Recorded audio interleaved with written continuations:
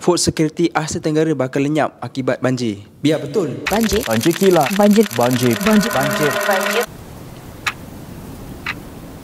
Apa yang bakal anda lihat ini bukan sekadar ribut atau hujan. Ini amaran awal tentang betapa mudahnya seluruh Asia Tenggara lumpuh hanya dalam satu malam. Masuk sahaja hujung tahun, negara-negara Asia Tenggara seperti Indonesia, Thailand dan Malaysia akan mengalami banjir teruk sehingga menenggelamkan rumah, bangunan serta jalan raya.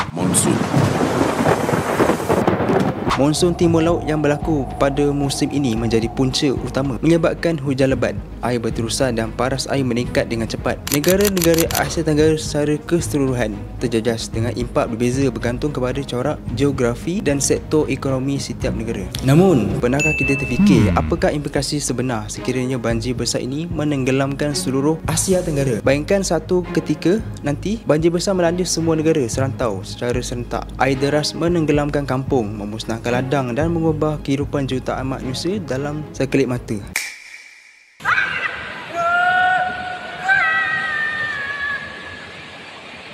Kawasan pertanian tenggelam, tanaman musnah dan ratusan ribu penduduk kehilangan sumber makanan. Ini bukan sekadar bencana alam biasa, ini merupakan permulaan kepada krisis pembekalan makanan yang berisiko melumpuhkan seluruh rantau. Asia Tenggara sangat bergantung kepada sektor pertanian sebagai sumber makanan utama. Padi, sayur-sayuran, buah-buahan serta hasil ternakan semuanya memerlukan cuaca stabil dan tanah subur. Tetapi untuk anda yang bergantung pada berita-berita ekonomi atau kewangan, sebelum membuat keputusan, jangan support kami dengan dapatkan baju intraday label keluaran terkini. Kalau anda nak dapatkan, boleh tekan link pada description yang ada di bawah. Dapatkan sekarang. Okey, sebagai contoh, Thailand terkenal dengan pengeluaran padi dan jagung. Malaysia menumpukan kepada kelapa sawit, padi dan sayur-sayuran. Manakala Indonesia pula pengeluar besar padi, kelapa, kopi dan sayur-sayuran. Setiap negara mempunyai tanaman dan hasil pertanian yang kritikal kepada keseluruhan rantau. Apabila banjir besar berlaku, keseluruhan ekosistem pertanian boleh terjejas dalam tempoh yang singkat. Kemusnahan tanaman menjadi kesan pertama yang paling ketara. Sawah padi,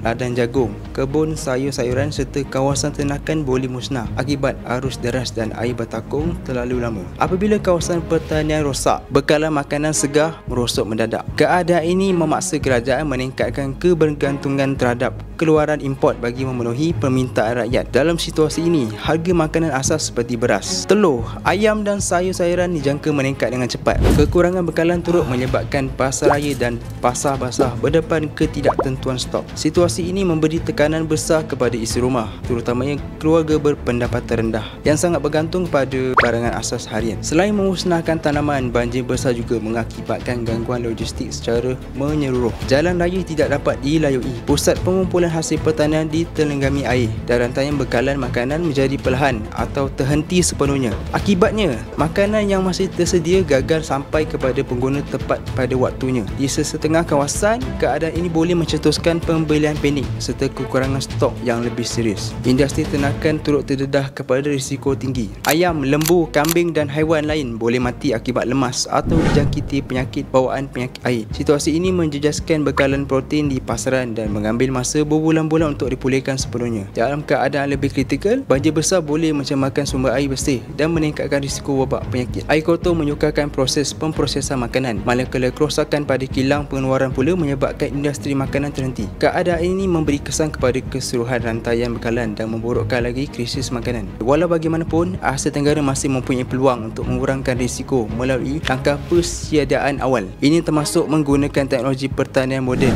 membina sistem tempatan banjir yang lebih kukuh, mengukuhkan pusat simpanan makanan strategik serta membangunkan infrastruktur yang mampu bertahan ketika bencana banjir. Dalam pada itu, teknologi ramalan cuaca berasaskan kecerdasan buatan AI dan sistem komunikasi kecemasan juga boleh mempercepatkan respon ketika banjir. Banjir besar bukan sahaja memusnahkan kawasan pertanian, tapi juga mencetuskan krisis pembekalan makanan yang memberi kesan mendalam kepada jutaan penduduk Asia Tenggara. Namun, dengan perancangan strategik yang tepat dan tindakan awal yang berkesan, rantau ini mampu menjamin dan memelihara keselamatan makanan jangka panjang di samping mengurangkan risiko bencana pada masa hadapan. Nak tahu lebih banyak mengenai pasaran kewangan, layari intraday.my.